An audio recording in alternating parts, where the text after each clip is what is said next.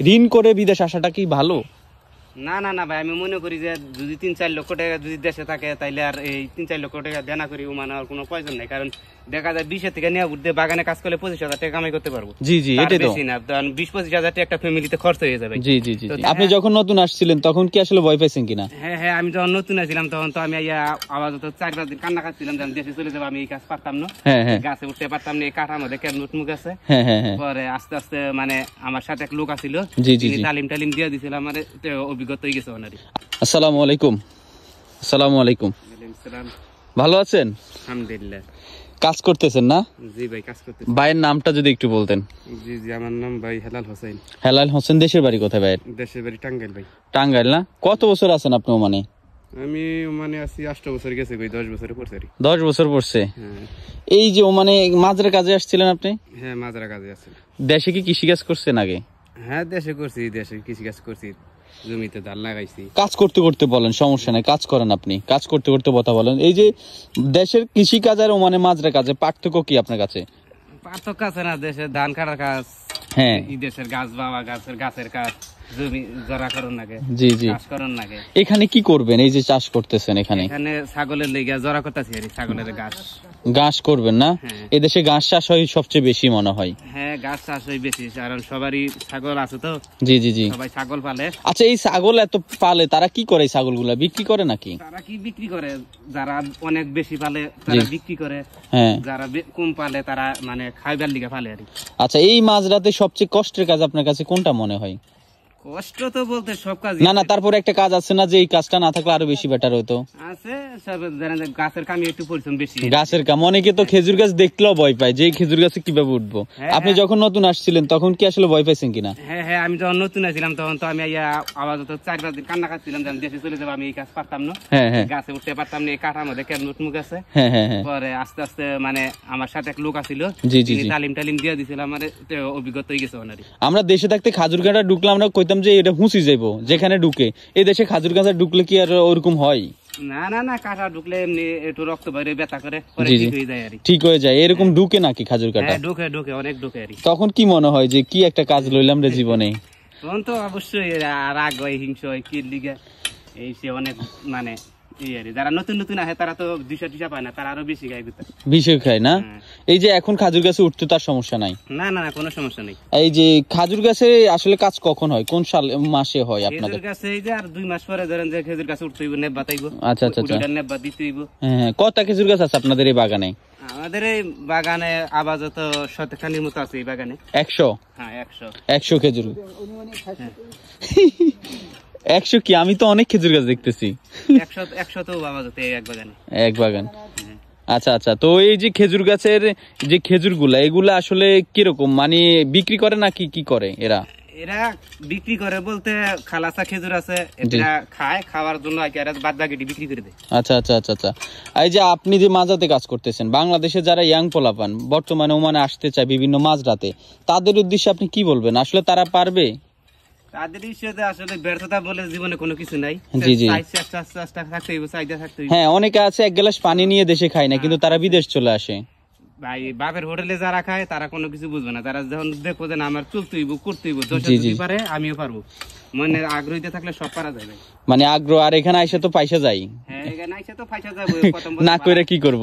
প্রথম ভালো লাগবে না, দেশে চলে যাইতে চাইবো, আস্তে আস্তে আস্তে টাকা যখন কামাই করবো, জি জি জি, তখন সব ঠিক হয়ে যাবে আস্তে আস্তে, না 10 যদি পারে আমি পারবো। হ্যাঁ হ্যাঁ, সেটাই। আচ্ছা আচ্ছা, তো আপনার স্যালারি কিরকম পায় এখানে? ভাই, আমি যখন আসছিলাম আজ থেকে 8 বছর আগে, তখন আমার স্যালারি ছিল 70 রিয়াল।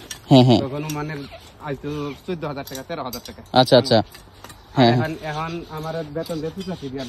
85 রিয়াল বাংলার কত টাকা? যেমন বাংলার ধরেন যে 20,000, জি জি, 22,000, 24,000 টাকা এইরকম আছে আর। তো থাকে কত আপনার? কোন জানে খাওয়া খরচা বাদ ধরেন যে বাংলার 20,000 টাকা থাকে। এই যে আপনি বাংলার 20,000 টাকা ইনকাম করে কত বছর বাড়ি গাড়ি করবেন? ধরেন আমি তখন ইনশাল্লাহ বাইরে এখানে টুকিটাকি কাম কাজ করি, আমার চলি যায়, বেতন থাকি যায়। জি জি জি, না অনেকে তো বিদেশ আসে বাড়ি গাড়ি করার স্বপ্নে, পেটে ভাতে তো আর কেউ থাকতে বিদেশ আসে না, নাকি ভাই?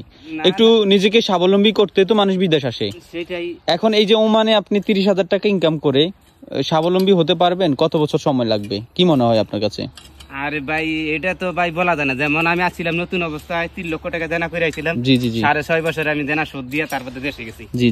দেশে যাওয়ার পরে তারপরে এই যে আবার আসছি, দেনা দুনা এখন নাই, এখন কাম করতেছি, সংসারে ফ্যামিলিতে পাঠাইতেছি, খাইতেছি, চলতেছে, এতটুকুই শেষ আর তাহলে এই যে বর্তমানে তাহলে যারা বিদেশ আসতে চায় কোন দেশে আসলে আপনার কাছে মনে হয় ওমান কেমন বর্তমানে এই বাঙালিদের জন্য যারা আসতে চায় 3 লাখ টাকা খরচ করে, বিশেষ করে সুদের উপরে ঋণের উপরে টাকা নিয়ে, তাদের উদ্দেশ্যে কি বলবেন? আসলে ঋণ করে বিদেশ আসাটা কি ভালো?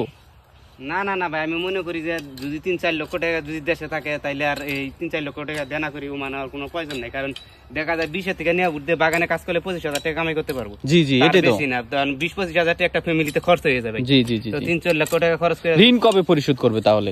ঋণ তো পরিশোধ এটা তো আছে, মানে অনেকে আছে যে বাইরে গেলে তার 5-10 খরচ হয়ে যায়, এই টাকার দিক তাকায় না। আবার অনেক আছে যে না আমি কামাই করি 10 টাকা, আমি বাইরে যাই যদি 20 টাকা খরচ করি আমার আর 10 টাকা করতে গাইলো। সেটাই তো মন মানে আসলে কি মন জীবনে চলতে চলন যাবো না, অনেক হিসাব করে হাইরা তারপরে চলতে হইব। আচ্ছা আচ্ছা আচ্ছা, তাহলে আপনি মনে করতেছেন যাদের কাছে 3 লাখ টাকা আছে তারা বিদেশে না এসে বাংলাদেশে কোনো বিজনেস বা ব্যবসা শুরু করলে এটাই বেটার মনে করেন? না না না, যেমন বিদেশে আছে যারা আছে 3-4 লক্ষ টাকা দিয়ে একটা গাড়ি টাড়ি কিনে যদি চালাবার পারে, তাও এই ওমানের থেকে টাকা ইনশাল্লাহ অনেক ভালো কামাই হবে। আর এই দেশের থেকে যেমন সৌদি আরব আছে, তারপরে কাতার আছে, এই সমস্ত আসলে গেলে মানে একটা ভবিষ্যতে আসার ভরসা আছে আর যে না আমি একটা কিছু করে খাবার পারবো, মানে এত খাটনি নেই আর কোম্পানি আছে, মানে তো কোনো কোম্পানি নেই। আচ্ছা, সবাই তো মনে করে ওমানের 1 রিয়াল বাংলা 320 টাকা, এটা শুনে তো সবাই পাগল হয়ে যায়, যে এটা কি বলবেন? আরে ভাই ওমানে 1 রিয়ালে 320 টাকা, তো 1 রিয়ালে 320 টাকা সারা দিনে কাম করলে বাগানে 2 রিয়াল পড়বো। আচ্ছা, মাত্র 2 রিয়াল সারাদিন কাজ করলে পাবেন? 2 রিয়াল পড়বো, আবার হিন্দিকে তার খাইতে হইব, মোবাইলেও কথা কইতে হইব, তার খরচাও রাখতে হইব, অসুখ বিসুখও দেখতে হবে, দেখতে হইব। তাহলে সর্বমোট মানে ওমানে রিয়ালের রেট বেশি হলে কি বল, স্যালারিটা অনেক কম অন্যান্য দেশ হিসেবে। স্যালারি ধরেন যে এক মাসে 70 রিয়াল, 80 রিয়াল, 90 রিয়াল, আর জাগো ওমানি বালা তাগরে বড় জোরে 100 রিয়াল দেয়, তার উপরে দেয় না। আচ্ছা আচ্ছা আচ্ছা, তাহলে আপনি বলতেছেন বর্তমানে ওমানের পরিস্থিতি কেমন আপনার কাছে কি মনে হয়? বর্তমান ওমানের পরিস্থিতি আছে মোটামুটি ভালোই, বর্তমান আগে অনেক খারাপ ছিল, মোটামুটি অনেক ভালো আছে, অনেক ভালো আছে না? ভালো আছে, যাক আলহামদুলিল্লাহ। তো আপনি দেশে কবার গেছেন এই 8 বছর বয়সে? 8 বছরের মধ্যে দেশে একবার গেছি। একবার গেছেন? একবার গেছি। আর লাস্ট কবে গেছিলেন, কত বছর আগে? লাস্ট আমি যে বাড়ি থেকে ছুটি থেকে ঘুরে নিতেছি 2 বছর হয়। 2 বছর হয়ে গেছে আমি আইছি, আমার পরিকল্পনা আছে আর 2 বছর পরে আমি দেশে যাব। আচ্ছা, লাস্ট একটা কোশ্চেন, অনেকে আছে বলে যে বিদেশের ভাত নাকি পেটে ঢুকলে আর বিদেশ ছাড়তে পারেন, এটা কি সত্যি কিনা? এটা তো আসলে অনেকটাই সত্যি, যেমন আমি দেশে যাই আসছিলাম 3 মাস। জি, তো আমার আসলে 3 মাসের বেশি আসছিলাম না, তো আমি খালি বলছি যে না আর ভালো লাগে না, বিদেশ যারা করতে আসলে তারা বিদেশ ছাড়তে পারবে না, কারণ কামাই কার বেশি কামাই। কারণ কি, এটার কারণ কি মনে হয় আপনার কাছে? এর কারণ বিদেশ থেকে দেশে গেলে তো কোনো কাম কাজ করতে মন চায় না, যেহেতু আগে যে কাজ করছি, যদি এই কাজ করি কবে যে ওই জমকের পোলাই আইছে বিদেশ থেকে, করছে এই যে বিদেশ থেকে আবার এই কাম হইতেছে, তাহলে বিদেশ করার কি দরকার আছে? আচ্ছা আচ্ছা, এই কারণে স্ট্যাটাসের দিকে খেয়াল করে অনেকে দেশে থাকতে পারে না। আর বিদেশ তো বদলে দিলে কেউ দেখে না, দেশের মানুষ তো নানান রকম কথা বলে, অমুকের ফোলা দিন মজুরে কাজ করে, অমুকের ফোলা বদলে দেয়, এগুলো দেশে আসলে নিয়মের সমস্যা, মানুষের কথাবার্তার সমস্যা, এই জন্য আসলে মানুষ বিদেশটা বেছে নেয়। যাক, ভাইয়ের সাথে কথা বলে অনেক ভালো লাগলো, ভাই গুরুত্বপূর্ণ কিছু তথ্য শেয়ার করছে, ভাই কাজ করতেছে ইনশাল্লাহ, ভাইয়ের জন্য দোয়া থাকবে, এবং ভাইয়ের মতো যারাও মানে মাঝরাতে আছেন অবশ্যই দোয়া করবেন যে আমার যেসব বাইরে বাংলাদেশের থেকে আসছে দেশের রেমিডের যোদ্ধা, তাদের জন্য অবশ্যই দোয়া থাকবে, কারণ তারা বাংলাদেশের অর্থনীতির চাকা অনেক বেশি এগিয়ে নেয়। শেষমেশ একটা করছো যে বাংলাদেশের সরকারের কাছে কোনো আবদার আছে কিনা আপনার, এই যে আপনারা অর্থনীতির চাকা অনেক দূর নিয়ে যাচ্ছেন বাংলাদেশের? জি জি, অবশ্যই আবদার আছে, কেন থাকবে না। আমরা যারা প্রবাসী আছি, যারা টাকা টুকা পাঠাই ব্যাংকে, আমরা আমাদের মধ্যে এরকম স্বাধীনতা নাই, যেমন আমাদের পাসপোর্ট যদি শেষ হয়ে যায়, এই দায়িত্ব অন্য দেশের পাসপোর্ট আইবারে 15 দিনে 20 দিন আগে। এখন আপনাদের নাকি 3 দিনে আসবে পাসপোর্ট? না না না, আমাদের কেন 3 দিন আসবে? আমি পাসপোর্ট দিয়ে দিয়েছি, পাসপোর্ট আজকে 6 মাস ধরে আর বাবার কাছে পাসপোর্ট দিয়ে দিয়েছি, পাসপোর্টে আমার আসার কোনো খবর নাই। আচ্ছা আচ্ছা আচ্ছা, এখনকার মনে ঘুরতে হয়, আর বাবে খালি আর বাবের কইলে কয় যে তোর দেশের কারণ খারাপ, আমি কি করতাম, মানে এই পাসপোর্ট নিয়ে হয়রানির শিকার হচ্ছেন আপনারা অনেক বেশি? পাসপোর্ট নিয়ে হয়রানির অনেক শিকার হচ্ছি, অনেক শিকার, যাতে বলার মতো না। সরকার তো আমাদের কোনো সুযোগ সুবিধা দেয় না, মানে আমরা যত কষ্ট করে প্রবাসে ব্যাংকে টেয়া পাঠাই, আঙ্গ প্রবাস টেয়া দিয়ে মনে করেন যে বাংলাদেশ চলে বর্তমান চলে, কিন্তু দেয় না। আচ্ছা আচ্ছা, তাহলে আপনার অভিযোগ হচ্ছে আপনাদের দিকে একটু চোখ দিতে হবে, যে সরকারে আসুক, আমরা দল বল নির্বিশেষে আমরা চাই প্রবাসীর পাশে থাকুক, প্রবাসীর পাশে থাকুক। ইনশাআল্লাহ। ভাইয়ের কথাটা অবশ্যই খুবই গুরুত্বপূর্ণ, কারণ বর্তমানে এই যে পাসপোর্ট বিষয়টা নিয়ে অনেক হয়রানির শিকার হচ্ছে আমার বাংলাদেশি ভাইয়েরা। তো এই বিষয়টা একটু খেয়াল রাখবেন, সবাই ভিডিওটা একদম শেয়ার করে দিবেন। তো ভাই অনেক বেশি ভালো থাকবেন। আসসালামু আলাইকুম। ওয়ালাইকুম আসসালাম।